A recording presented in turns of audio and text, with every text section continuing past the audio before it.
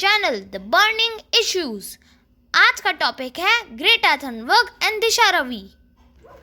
नमस्ते दोस्तों, जय हिंद। मैं मुकेश कुमार अपने YouTube channel the burning issue में आपका हार्दिक स्वागत करता हूं। दोस्तों, पिछले वीडियो में आपने देखा था टूल किट क्या होता है। जब हम टूल किट की चर्चा कर रहे थे तो तीन बातें खास करके सामने आई थी। एक था किसान आंदोलन, जिसके परिप्रेक्ष्य में, जिसके कंटेक्स्ट में हम टूल किट की बात कर रहे थे। दूसरा था ग्रेटा थनबर्ग, जिन्होंने कोई टूल किट ट्वीट किया था। और तीसरा नाम था दिशा रवि का, जिन्होंने टूल किट को एडिट करके ग्रेटा थनबर्ग को प्रोवाइड किया था। तो टूल किट के बारे में हमने चर्चा कर ली है। आइए हम आज जानते हैं कि ये ग्रेटा थनबर्ग कौन है और दिशा रवि कौन है। सब पहले ग्रेटा थनबर्ग के बारे में हम बात करते हैं। ग्रेटा थनबर्ग एक इन्वायरमेंट एक्टिविस्ट हैं, जो इन्वायरमेंट को अच्छे करने के, इन्वायरमेंट को प्रमोट करने के लिए काम कर रही हैं। एक वर्ल्ड वाइड फेमस पर्सनैलिटी हैं जो कि इन्वायरमेंट के क्षेत्र में काम कर रही हैं। ग्रेटा थनबर्ग का जन्म 2003 में स्वीडन के स्टॉकहोम नामक जगह में हुआ था। ग्रेटा थनबर्ग बताती हैं कि जब वो 8 साल की उम्र में थी तो सबसे पहले उन्होंने जलवायु परिवर्तन या क्लाइमेट चेंज का नाम सुना था। और उन्हें जानकर बहुत आश्चर्य हुआ था कि इस इतने महत्वपूर्ण इश्यू पर इतने कम काम क्यों किए जा रहे हैं। आखिर वर्ल्ड के लीडर ऐसा, या वर्ल्ड के लोग ऐसा क्यों कर रहे हैं। दोस्तों, क्लाइमेट चेंज के बारे में अगर मैं थोड़ी सी बात करूं तो क्लाइमेट चेंज का मतलब है कि पिछले लगभग 100 सालों में कार्बन डाइऑक्साइड का एमिशन काफ़ी ज़्यादा हुआ है वातावरण में। वैज्ञानिक का ऐसा कहना है कि इससे वातावरण का पूरे इकोसिस्टम का टेम्परेचर बढ़ गया है। कुछ इम्बैलेंसेस हो गए हैं, तो जिसकी वजह से कभी बहुत ज़्यादा बारिश हो जाती है, कहीं कहीं बहुत सर्दी पड़ती है, कहीं बर्फपात हो जाता है, तो कहीं बहुत ज़्यादा गर्मी पड़ती है। और भूस्खलन, ग्लेशियर का पिघलना, इस तरह के बहुत सारे एक्सट्रीम रुद्र रूप देखने को मिल रहा है प्रकृति का, वातावरण का, नेचर का। तो इस सब के पीछे क्लाइमेट चेंज ही मुख्य वजह है। अब जब ग्रेटा थनबर्ग, जैसा मैंने बताया कि 8 साल की उम्र में उन्हें इससे पता चला, उन्होंने सुना कि ऐसा कुछ हो रहा है, तो उन्हें जानकर बहुत आश्चर्य हुआ कि इसके लिए, इसके प्रोटेक्शन के इतने कम काम क्यों हो रहे हैं। वो चिंतित हो गई, वो डिप्रेशन में चली गई, उन्होंने बातें करनी बंद कर दी, खाना बंद कर दिया। और ऐसा कहा जाता है कि 2 महीनों में उनका वजन 10 किलो से कम हो गया। आखिर 3-4 साल तक लगातार डिप्रेशन में रहते हुए दिशा रवि अल्टीमेटली अपने घर में से ही शुरू किया। उन्होंने अपनी उनकी माता जो एक ओपेरा सिंगर हैं, उनके पिताजी एक एक्टर हैं। ओपेरा सिंगिंग के कार्यक्रम के वजह से उनकी माता को कहीं कहीं दूर जाना पड़ता है, हवाई जहाज़ से यात्रा करनी पड़ती थी। तो सबसे पहले ग्रेटा थनबर्ग ने अपने घर वालों को ही मनाया कि वो वेजिटेरियन अपनाएं और साथ में हवाई यात्रा ना करें और साइकिलिंग का यूज़ करें, जिससे कि इन्वायरमेंट को प्रोटेक्ट करने में मदद मिले। उनका एक काम सफल रहा अपने घर में। उसके माता पिता, उनके पेरेंट्स इस बात के लिए मान गए। और आपको जानकर खुशी होगी, आश्चर्य भी होगा कि उनकी माता, जो कि हवाई जहाज़ की यात्रा करती थी, हवाई जहाज़ यात्रा न करने के कारण वजह से उनका ओपेरा सिंगिंग का प्रोफेशन काफ़ी ज़्यादा ख़राब हो गया, अच्छा नहीं चल पा रहा है। हाँ, तो अब उसके बाद ग्रेटा थनबर्ग ने क्या किया कि वो सोची कि मैं अब तो प्रदर्शन करूंगी, इन्वायरमेंट प्रोटेक्शन के लिए काम करूंगी। तो उन्होंने स्वीडन के पार्लियामेंट के सामने स्कूल स्ट्राइक फॉर क्लाइमेट का तख्ती अपने गले में बांध कर, हाथ में लेकर के प्रदर्शन करना शुरू कर दिया। उनका उद्देश्य था कि उन पार्लियामेंट के ऊपर दबाव बनाया जाए, जिससे को क्लाइमेट को अच्छे करने के लिए, इन्वायरमेंट को अच्छे करने के लिए, क्लाइमेट चेंजेस से जूझने के लिए, ठीक करने के लिए वो प्रयास करें, कुछ अच्छे काम करें। तो उनको ऐसा देख करके ग्रेटा थनबर्ग इस तरह काम करते हुए देख कर वर्ल्ड में बहुत सारे लोगों ने, उनके बहुत सारे फॉलोअर हो गए। सोशल मीडिया पे उनका बहुत नाम चल चुका और वो बहुत बहुत ज़्यादा प्रसिद्ध हो गए अपने इस काम में। वर्ल्ड वाइड बहुत सारे देशों के बच्चों ने उनको फॉलो किया और बर्लिन, लंदन, टोक्यो, न्यूयॉर्क और बहुत सारे देशों में कई सारे देशों में के बच्चों ने उन्हीं के जैसा प्रदर्शन शुरू कर दिया क्लाइमेट को प्रोटेक्ट करने के लिए। अब उनके इस जब उनके इतने फॉलोअर हो गए तो उन्हें बहुत जगह भाषण देने के लिए बुलाया गया, बहुत सारे ब्रिटिश के पार्लियामेंट में और बहुत कंट्रीज़ में उन्होंने पार्लियामेंट में जाकर उन्होंने अपने भाषण दिए, अपने विचार रखे।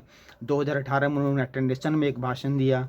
फिर 2019 के सितंबर माह में एक इन्वायरमेंट समिट जो कि यूनाइटेड नेशंस में ही चल रहा था, उसमें उन्होंने भाषण दिया। और आपको जानकर खुशी हो गई कि इसके लिए जब वो ट्रैवल कर रही तो ट्रैवल उन्होंने हवाई जहाज से नहीं किया, बल्कि उन्हें नौका से किया था, जो कि बैटरी सोलर एनर्जी का यूज करके चला था। उनमें लगभग 15 डेज का टाइम लगा इस समिट में पार्टिसिपेट करने के लिए।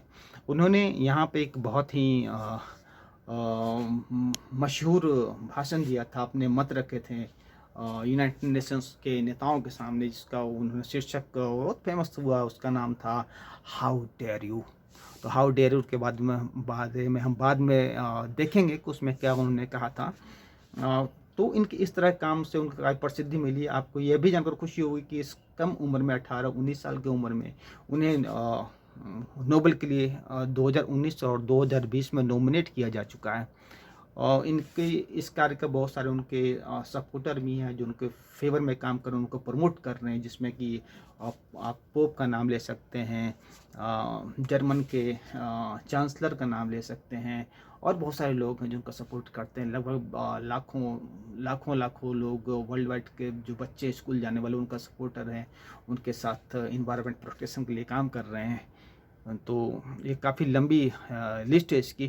कुछ लोगों ने उनका विरोध भी किया है। उन विरोध करने वालों में जो खास नाम है वो रूस के राष्ट्रपति श्री व्लादिमीर पुतिन जी का है, जिन्होंने कहा कि ग्रेटा थनबर्ग एक अच्छी बच्ची हैं, बट उन्हें सारी इन्फॉर्मेशन नहीं है, और वो जितने ईजी समझ रही हैं इन्वायरमेंट के लिए काम करना या क्लाइमेट चेंज से बचना, उतना ईजी नहीं है। उनका ये कहना है कि जिस तरह का लाइफ स्टाइल उनका स्वीडन में है, जिस तरह की वो सुविधा भोग रही हैं, तो बाकी दूसरे कंट्रीज़ का, अफ्रीका, एशिया के जो डेवलपिंग कंट्रीज़ के बच्चे हैं, लोग हैं, उन्हें भी इस तरह की सुविधा मिलना चाहिए। तो इसके लिए कार्बन एमिशन पर तुरंत कंट्रोल करना मुश्किल है। तब के अमेरिका के राष्ट्रपति डोनाल्ड ट्रंप ने कहा था कि बिगड़ैल बच्ची हैं, बहुत गुस्से वाली बच्ची हैं, जिनको अपने एंगर मैनेजमेंट के लिए, गुस्सा को नियंत्रित करने के लिए क्लास करना चाहिए, काम करना चाहिए। तो दोस्तों ये थी ग्रेटा थनबर्ग। अब आइए हम बात करते हैं कि ये दिशा रवि कौन है। तो दिशा रवि भारत के बेंगलोर में उनका जन्म हुआ था। 21-22 वर्षीय हैं दिशा रवि, और वो भी इन्वायरमेंट प्रोटेक्शन, इन्वायरमेंट को प्रमोट करने के लिए और दूसरे सोशल सर्विसेज, सफाई वगैरह और अन्य दूसरे काम में वो भी अपना टाइम देती है, उसके लिए काम करती हैं। उन्होंने जिस प्रकार ग्रेटा थनबर्ग ने एक ऑर्गेनाइजेशन मूवमेंट इनिशिएट किया है, फ्राइडे फॉर फ्यूचर, FFF, उसी तरह इन्होंने दिशा रवि भी उसी तर्ज पे, उसी से रिलेटेड एक मूवमेंट इंडिया में चला रहे हैं, जिसका नाम है फ्राइडे फॉर फ्यूचर इंडिया। दिशा रवि का तब इंडिया में बहुत ज़्यादा नाम हुआ, जिससे हम लोग, जो साधारण लोग जिनके बारे में न्यूज़ में जिनके बारे में हमने सुना, तब जब उन्होंने कोई टूल किट की बात कर रहा हूँ, जिसे कि ग्रेटा थनबर्ग ने ट्वीट किया था, तो उसमें कुछ चेंजेस करके ग्रेटा थनबर्ग को दिशा रवि ने दिया था, जिसे कि बाद में ग्रेटा थनबर्ग ने 4 फरवरी को ट्वीट किया था। दिल्ली पुलिस का ये कहना है कि जो टूल किट के निर्माण करने वाले हैं वो खालिस्तान सपोर्टर हैं, और उसमें कुछ इस तरह की बातें लिखी हुई हैं जो कि एंटी भारत विरोधी है, भारत को परेशान करने, भारत को अंतर्राष्ट्रीय स्तर पर जिसका उद्देश्य है भारत को बदनाम करना, और देश विरोधी है। इस आरोप में दिशा रवि को उनके बेंगलोर के आवास से गिरफ्तार किया गया था। गिरफ्तार करके उन्हें दिल्ली में लाया गया था, और यहाँ पे उन्हें कोर्ट में प्रस्तुत करके पुलिस रिमांड पे ले गई थी।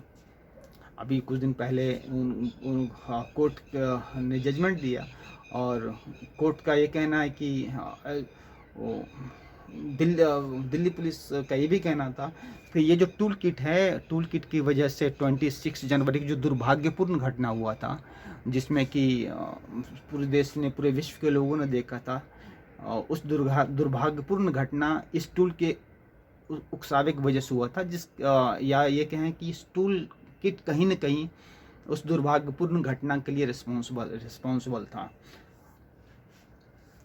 टूल किट यहाँ थोड़ा सा बता दूँ कि टूल किट एक डॉक्यूमेंट है, एक डिजिटल डॉक्यूमेंट है, जिससे कि जो लिखा हुआ रहता है, और उसमें लिखा हुआ था हम किसान आंदोलन को किस प्रकार सपोर्ट कर सकते हैं, किस प्रकार बढ़ा सकते हैं, और कौन कौन से काम कर सकते हैं कि किसान आंदोलन जो भारत में चल रहा है उनको, उनके लिए। आप चाहे तो टूल किट को डाउनलोड भी कर सकते हैं, या मेरे डिस्क्रिप्शन में अगर आप मुझे कहें तो मैं आपको वो भी शेयर भी कर दूंगा। तो इस आधार पे दिशा को गिरफ्तार करके दिल्ली में लाया गया था। बट दिल्ली में कोर्ट ने ये कहा कि ये जो टूल किट है, इस टूल किट में ऐसे तो कोई खराबी नहीं है, कोई भी ऐसा देशद्रोह वाली बात नहीं है, और दिल्ली पुलिस के पास ये कोई सबूत नहीं है कि इस टूल की वजह से 26 जनवरी की हिंसा हुई थी। यानी कि इस टूल किट जो दिशा रवि से एडिट करके ग्रेटा थनबर्ग को दिया था, और 26 जनवरी को जो दुर्भाग्यपूर्ण घटना हुई है उसका कोई आपस में कोई संबंध नहीं है, या संबंध है या नहीं है, दिल्ली पुलिस ने इसके बदले को इसके फेवर में इससे रिलेटेड कोई सबूत पेश नहीं कर पाई है, और इसके आधार पे कोर्ट ने दिशा रवि को बेल दे दिया है। और कोर्ट ने साथ में ये भी कहा है कि डिफरेंट लोगों के डिफरेंट व्यूज़ हो सकते हैं, आपके व्यू हमसे, सरकार से हमारे व्यू नहीं मिल सकते हैं, तो इसका मतलब ये नहीं कि कोई देशद्रोह कर रहा है। तो दोस्तों, इसी के साथ ही मेरा आज का वीडियो ख़त्म होता है। मैं समझता हूँ कि आप कहीं न कहीं में से मैं कुछ इन्फॉर्मेशन आपको दे पाया होऊंगा। अगर आपको वीडियो अच्छा लगे, पसंद आए, तो इसे आप शेयर करें, मेरे चैनल को सब्सक्राइब करें और इसे लाइक करें। Thank you. जय Hind. Thanks for watching the video. Please like, share and subscribe if it is good.